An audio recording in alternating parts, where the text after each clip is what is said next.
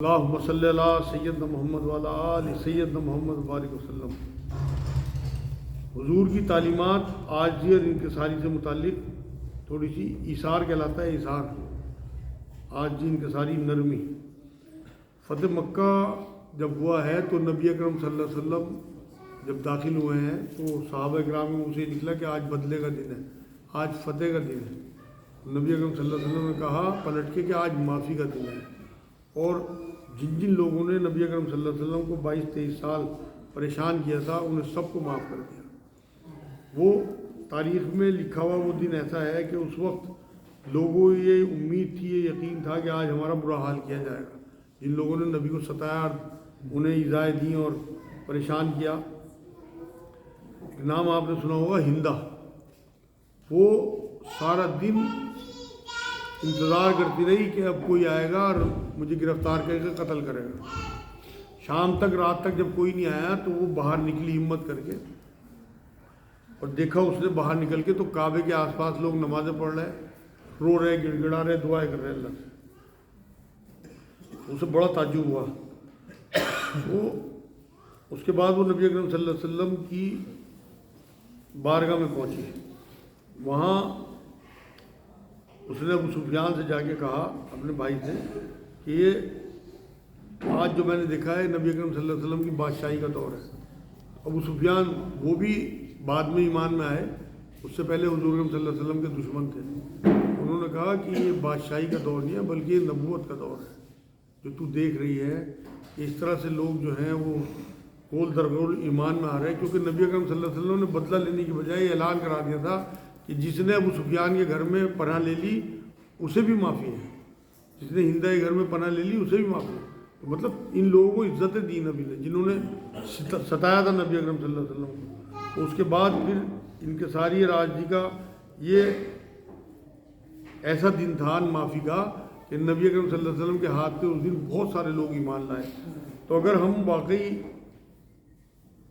اپنے اندر انکساری راجی نبی والی لے آئیں گے تو آپ یقین کریں لوگ ہمارے کردار سے متاثر ہو کے ایمان میں آئیں گے۔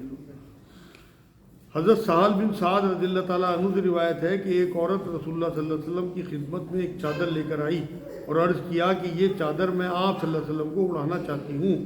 آپ صلی اللہ علیہ وسلم نے قبول فرما کر وہ چادر اوڑھ لی، اور اس وقت آپ کو چادر کی ضرورت بھی تھی۔ حاضرین میں سے ایک صحابی نے چادر دیکھ کر کہا کہ یہ بہت اچھی چادر ہے، اسے مجھے اڑا دیجیے۔ رسول اللہ صلی اللہ علیہ وسلم نے بہت اچھا فرما کر چادر انہیں دے دی۔ آپ صلی اللہ علیہ وسلم کے تشریف لے جانے کے بعد بعض ساتھیوں نے انہیں ملامت کی اور کہا تم نے یہ اچھا نہیں کیا، حالانکہ تم نے دیکھ لیا تھا کہ آپ صلی اللہ علیہ وسلم کو چادر کی ضرورت ہے، اور یہ بھی جانتے ہو کہ آپ صلی اللہ علیہ وسلم کی عادت شریف یہ ہے کہ جو چیز بھی آپ صلی اللہ علیہ وسلم سے مانگی جائے تو انکار نہیں فرماتے تھے۔ انہوں نے کہا کہ میں نے تو برکت کے خیال سے ایسا کیا تھا، اور امید ہے کہ یہی مبارک چادر میرا کفن بنے گی۔ یہ صحیح بخاری کی حدیث پاک ہے۔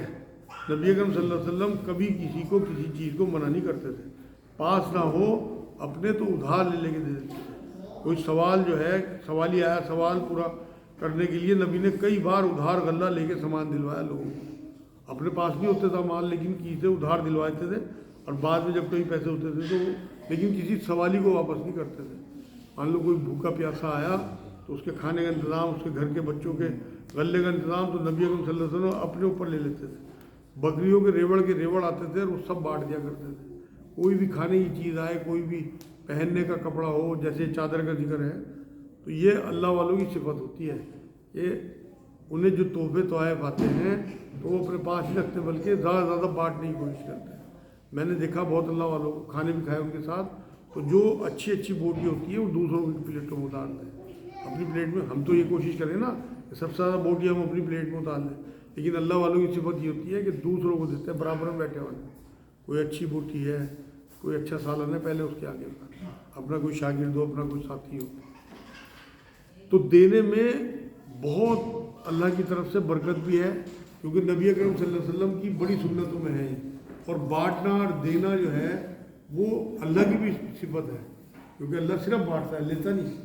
خود قرآن میں کہتا ہے کہ میں تم سب کو روزی دیتا ہوں، مجھے تمہارے سے روزی کی ضرورت نہیں ہے، بلکہ میں دینے والا ہوں۔ حضرت ابو ہریرہ رضی اللہ تعالیٰ عنہ سے روایت ہے کہ ایک شخص رسول اللہ صلی اللہ علیہ وسلم کی خدمت میں حاضر ہوا اور کہا کہ میں سخت بھوکا ہوں۔ آپ نے ازواج مطہرات میں سے ایک کے گھر کھانے کے لیے کچھ لانے کو بھیجا۔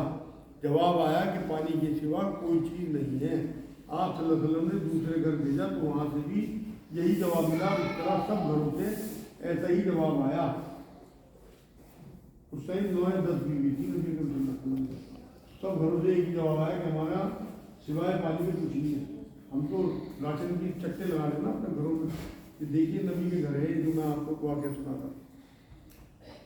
تو اس طرح تمام گھروں سے یہی جواب آیا۔ آپ صلی اللہ علیہ وسلم نے صحابہ اکرام سے پوچھا کہ کیا تم میں سے کوئی اس شخص کو مہمان بنا سکتا ہے؟ اللہ تعالیٰ اس پر کرم فرمائے گا۔ انصار میں سے ایک شخص ابو طلحہ نام نے پیشکش کی۔ وہ اسے اپنے ساتھ گھر لے گئے اور اپنی بیوی سے پوچھا کہ کھانے کے لیے کچھ ہے؟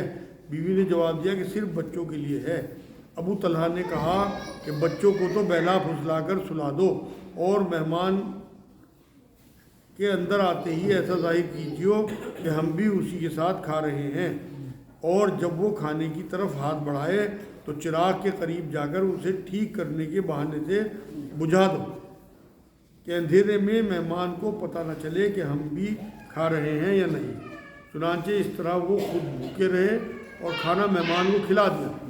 صبح کو جب رسول اللہ صلی اللہ علیہ وسلم کی خدمت میں حاضر ہوئے تو آپ صلی اللہ علیہ وسلم نے ابو طلحہ اور ان کی بیوی کا نام لے کر فرمایا کہ اللہ تعالیٰ کو ان کا یہ عمل بہت ہی پسند آیا۔ صحیح بخاری صحیح مسلم کی حدیث پاک ہے۔ مطلب یہ عمل اللہ تک پہنچ گیا ان کو، تو اللہ نے پھر سلامتی کہلوائی۔ نبی اکرم صلی اللہ علیہ وسلم کا بھی معمول یہی تھا کہ اپنے کھانے کی یا اپنی کسی بھی چیز کی کوئی پرواہ نہیں کرتے۔ اور جب جنگ خیبر ہوئی ہے اور مال غنیمت آیا بہت، تو اس کے بعد اکثر قرض دار جو صحابہ ہوتے تھے ان کے قرض خود اتار دیا کرتے تھے نبی اکرم صلی اللہ علیہ وسلم۔ مطلب ان کے جنازے کی نماز پڑھاتے ہی نہیں تھے جب تک قرض نہ اتر جائے۔ اکثر آپ نے سنا ہوگا کہ حضور قرض دار کے جنازے کی نماز نہیں پڑھاتے تھے، لیکن جب مال آنا شروع ہوا تو بیت المال میں سے ان کے قرض اتروا دیتے تھے، اس کے بعد پھر ان کی جنازے کی نماز پڑھاتے تھے۔ تو کیونکہ حضور اپنے آپ کو امت کا روحانی باپ مانتے تھے۔ قرآن میں ایک آیت ہے کہ ازواج مطہرات جو ہیں وہ تمہاری مائیں ہیں۔ اس آیت سے نبی اکرم صلی اللہ علیہ وسلم نے اپنے آپ کو پوری امت کا روحانی باپ سمجھ رکھا تھا۔ تو صحابہ کے پوچھنے پہ حضور اسی آیت کا حوالہ دیتے تھے جس میں ازواج مطہرات کو امت کی مائیں کہا۔ تو یہ نبی اکرم صلی اللہ علیہ وسلم کی عاجزی اور انکساری تھی کہ اپنے لیے کبھی کچھ نہیں۔ تو آج کا جو دور ہے، جو لوگ صلاحیت والے ہیں، جو کمائی کر رہے ہیں، میری رائے یہی ہے اپنے چاہے میرے بچے ہوں، میرے بھائی ہوں، میرے ساتھی ہوں، میرے مرکز میں آنے والے لوگ ہوں، اللہ نے اگر انہیں صلاحیت دی کمانے کی تو خوب کمائیں، لیکن اپنی زندگی بہت سادی رکھیں اور باقی مال باڑ میں۔ اگر ان کے پاس 50 لاکھ کی گاڑی کی گنجائش ہے تو 5 لاکھ کی گاڑی میں سفر کریں۔ اگر ان کے پاس 2 کروڑ کے مکان کی گنجائش ہے تو 50 لاکھ کے مکان میں گزر کریں۔ سادے کپڑے، سادگی نبی کی بڑی سنت ہے، بالکل شرم نہ کریں اس بات میں۔ یہ دور اس ٹائم ایسا ہے کہ مسلمان بے انتہا پریشان ہیں، اور یہ بھی نہ دیکھیں کہ مسلمان ہے ہندو ہے، انسان ہونا چاہیے۔ اگر کوئی پریشان حال دکھ رہا اور آپ کو اس کا دکھ جو ہے وہ آپ کے دل میں نرمی پیدا نہیں کر رہا تو آپ یقین کریں آپ نیک نہیں ہیں۔ ایمان تو آپ کے اندر ہوگا چاہے کمزور ایمان ہو، لیکن نیکی جو ہے وہ یہ ہے کہ آپ کا دل پسیج جانا چاہیے۔ اگر کسی کتے کے جسم پہ آپ نے زخم دیکھا اور آپ کے دل میں نرمی نہیں آئی تو آپ یقین کریں آپ نیک نہیں ہو سکتے، کیونکہ حضور نے فرمایا کہ جس سے نرمی دور کر دی گئی اس سے کل خیر دور کر دی گئی۔ تو اس لیے اپنے اندر نرمی، کہیں آپ دیکھیں کسی کو کوئی ضرورت ہے آپ کے سہارے کی، کوئی بوڑھا جو ہے رکشہ والا مال کھینچ رہا ہے، ذرا سا سہارا لگا دیں اسے۔ کسی سے کوئی وزن نہیں اٹھ رہا، آپ کا ذرا سا ہاتھ لگانے سے اس کا کام ہو جائے تو یہ آپ یقین کریں آپ کو لگے گا چھوٹی نیکی ہے، لیکن اللہ پہاڑوں کے برابر لکھتا ہے اسے۔ چھوٹی چھوٹی نیکی ہمارے آخرت میں جب ہمیں دکھیں گی نا تو آپ یہ کہیں گے کہ میں تو ساری ون انہی نیکیوں میں لگا دیتا ہوں۔ یہ آج الحمدللہ